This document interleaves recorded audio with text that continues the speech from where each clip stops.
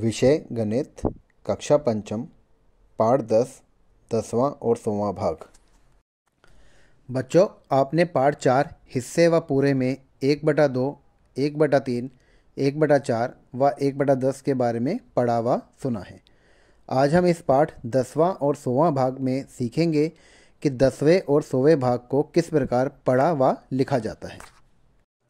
आइए बच्चों, इसको समझने के लिए हम कुछ एक्टिविटीज़ करते हैं। यह एक छोटी सी इस्तेमाल की हुई पेंसिल है। अंदाज़ा लगाइए कि इस पेंसिल की लंबाई कितने सेंटीमीटर होगी। क्या कहा? 3 सेंटीमीटर, 5 सेंटीमीटर, 4 सेंटीमीटर। आइए स्केल की सहायता से पता लगाते हैं कि इसकी लंबाई कितने सेंटीमीटर है।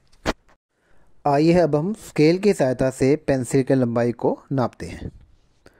अरे, यह तो 3 सेंटीमीटर से कुछ ज़्यादा है, परंतु 4 सेंटीमीटर से इसकी लंबाई कम है। तो इसकी सटीक लंबाई कितनी है? इसके लिए पहले हमें स्केल को समझना होगा। स्केल में प्रत्येक सेंटीमीटर के बीच में 10 छोटी छोटी रेखाएं होती हैं। 1 सेंटीमीटर को 10 बराबर भागों में बांटा जाता है, जिन्हें मिलीमीटर कहा जाता है। दूसरे शब्दों में हम कह सकते हैं कि 1 सेंटीमीटर में 10 मिलीमीटर होते हैं। अब देखते हैं कि पेंसिल की लंबाई 3 सेंटीमीटर के आगे कौन सी छोटी रेखा से मिलती है। बिल्कुल ठीक कहा, छठी रेखा के सामने। तो इस प्रकार हम कह सकते हैं कि पेंसिल की लंबाई 3 सेंटीमीटर और 6 मिलीमीटर है। आओ बच्चों, अब इस चींटी की लंबाई मापते हैं। बताइए, चींटी की लंबाई कितनी है?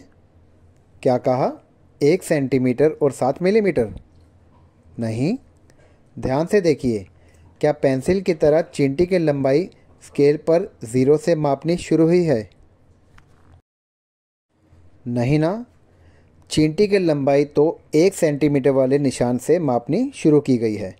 1 सेंटीमीटर से पहले तो चींटी का शरीर है ही नहीं। तो बच्चों, चींटी की लंबाई मापने के लिए हम 1 सेंटीमीटर वाले निशान को 0 का निशान मानेंगे और फिर चींटी की लंबाई मापेंगे। देखिए, चींटी इतनी छोटी है कि इसका शरीर 1 सेंटीमीटर और 2 सेंटीमीटर के निशान के बीच में है। इसका मतलब यह हुआ कि चींटी की लंबाई 1 सेंटीमीटर से भी कम है। अब ज़रा गिनकर बताइए कि चींटी की लंबाई कितने मिलीमीटर है। बिल्कुल ठीक, चींटी की लंबाई 7 मिलीमीटर है। हमने देखा कि चींटी की लंबाई 7 मिलीमीटर और पेंसिल की लंबाई 3 सेंटीमीटर और 6 मिलीमीटर है। अब अगर आपको कहा जाए कि चींटी और पेंसिल की लंबाई केवल सेंटीमीटर में लिखकर बताइए, तो आप कैसे लिखेंगे? आइए मैं समझाता हूँ। इसके लिए हमें एक बार फिर स्केल को देखना होगा। जैसे हिस्से और पूरे पाठ में हमने पढ़ा था कि एक आयत को 10 बराबर भागों में बांटने पर एक छोटा भाग पूरी आयत का 1/10 यानी 10वां भाग बन गया था। इसी प्रकार 1 सेंटीमीटर को 10 मिलीमीटर में बांटा गया है और 1 मिलीमीटर 1 सेंटीमीटर का 10वां भाग है। दूसरे शब्दों में हम कह सकते हैं कि 1 millimetre is equal to 1/10 centimetre equal to 0.1 centimetre. इसी प्रकार 2 मिलीमीटर बराबर 2/10 सेंटीमीटर बराबर 0.2 सेंटीमीटर। 3 मिलीमीटर बराबर 3/10 सेंटीमीटर बराबर 0.3 सेंटीमीटर। 4 मिलीमीटर बराबर 4/10 सेंटीमीटर बराबर 0.4 सेंटीमीटर। 5 मिलीमीटर बराबर 5/10 सेंटीमीटर बराबर 0.5 सेंटीमीटर। तो आप बताइए कि चींटी की लंबाई कितने सेंटीमीटर है। ध्यान से सुनिएगा, कितने सेंटीमीटर? बिल्कुल ठीक, 0.7 सेंटीमीटर यानी 0.7 सेंटीमीटर। और पेंसिल की लंबाई जो 3 सेंटीमीटर और 6 मिलीमीटर थी, उसकी लंबाई सेंटीमीटर में कितनी हो जाएगी? बिल्कुल ठीक, 3.6 सेंटीमीटर यानी 3.6 सेंटीमीटर। चलिए एक अभ्यास कार्य करते हैं। ज़रा ध्यान से देख के बताइए कि इस दिए हुए चित्र में कील की लंबाई कितने सेंटीमीटर है। बिल्कुल ठीक, 2.9 सेंटीमीटर यानी 2.9 सेंटीमीटर। अभी तक के उदाहरणों के द्वारा हमने समझा कि पूरे को हम दशमलव के बाईं ओर और हिस्से को हम दशमलव के दाईं ओर पढ़ते हैं। आइए दी हुई संख्याओं को पढ़ने का प्रयास करते हैं। आप भी मेरे साथ बोलिए। पहली संख्या है 7.8। इसको हम 7 और 8/10 भी बोल सकते हैं। इसी प्रकार दूसरी संख्या है 9.3 अथवा 9 और 3/10। तीसरी संख्या है 3.5 यानी 3 और 5/10। चौथी और आखिरी संख्या है 0.9। इसमें हिस्से सिर्फ 9 हैं और पूरे 0 हैं। इसको हम पढ़ेंगे 9/10। आइए बच्चों, अब हम रुपए की वैल्यू के बारे में पढ़ते हैं। इसके लिए हम बाज़ार से कुछ सामान लेने चलते हैं। यहाँ दिए हुए चित्र में अंडे की कीमत कितनी है? जी हाँ, बिल्कुल ठीक, 2.50 रुपये। अच्छा, पेन की कीमत बताइए। बिल्कुल ठीक, 6 रुपये 50 पैसे, क्योंकि जो पूरे हैं वो हमारे बाएं तरफ होंगे और हिस्से जो दाएं तरफ होंगे। इसको हम दूसरे शब्दों में कैसे बता सकते हैं? 6.50 रुपये, बिल्कुल ठीक। अच्छा बच्चों, अब ये बताओ कि चप्पल की कीमत कितनी है? बिल्कुल ठीक, 32 रुपये 99 पैसे। दूसरे शब्दों हम इसको 32.99 रुपये भी बोल सकते हैं।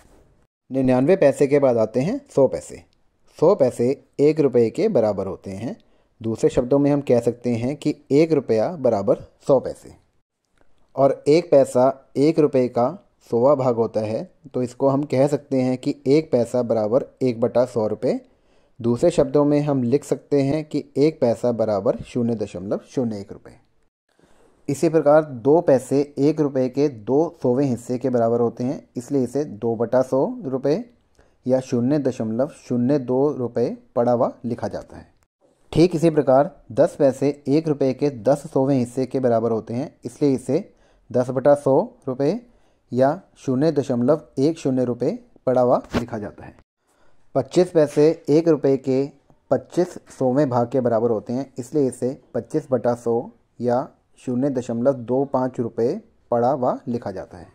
अगर हम 25 पैसे के 4 सिक्के लें तो उनकी कीमत 100 पैसे यानी 1 रुपया बनती है, इसलिए इसे 1/4 रुपये पड़ा हुआ लिखा भी जाता है।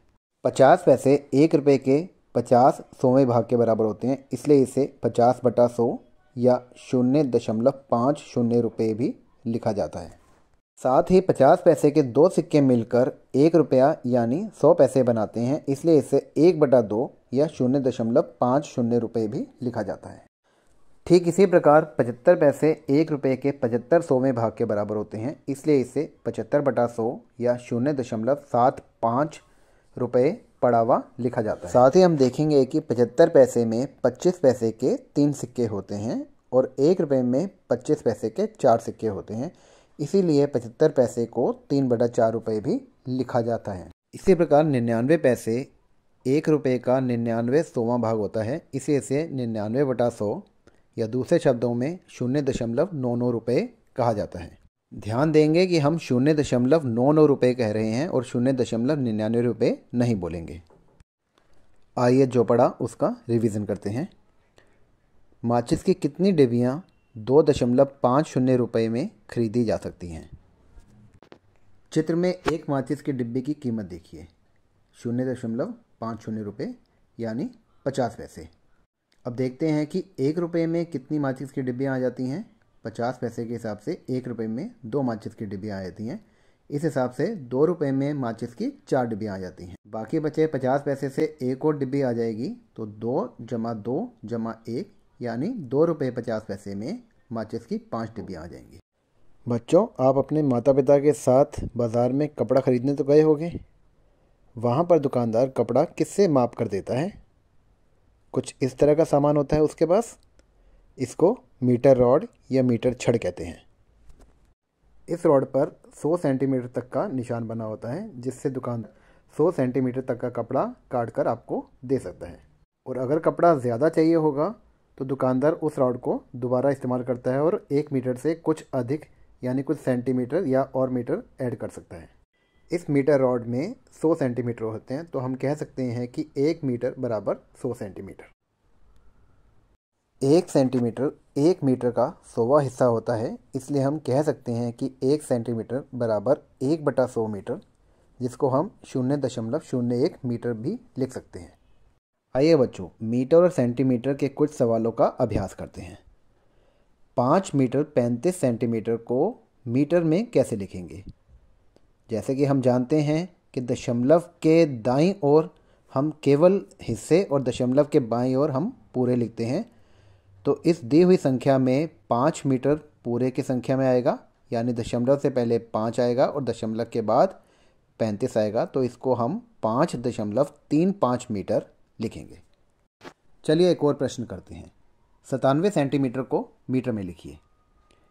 देखिए यहाँ मीटर तो है नहीं, इसलिए दशमलव से पहले मीटर वाले स्थान पर यहाँ शून्य आएगा और सेंटीमीटर को हम दशमलव के बाद लिखेंगे। तो इस प्रश्न का उत्तर होगा 0.97 मीटर। अच्छा बच्चों, ये बताओ कि 2 मीटर और 6 सेंटीमीटर को मीटर में कैसे लिखेंगे? क्या कहा? 2.6 मीटर?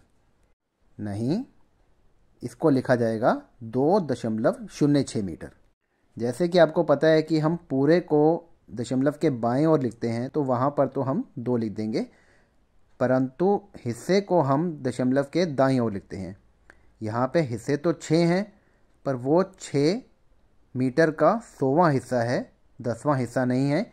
इसलिए 2.6 ना लिखकर हम इसे 2.06 मीटर लिखेंगे। इसके साथ हमारा पाठ 10 यहीं समाप्त होता है। धन्यवाद।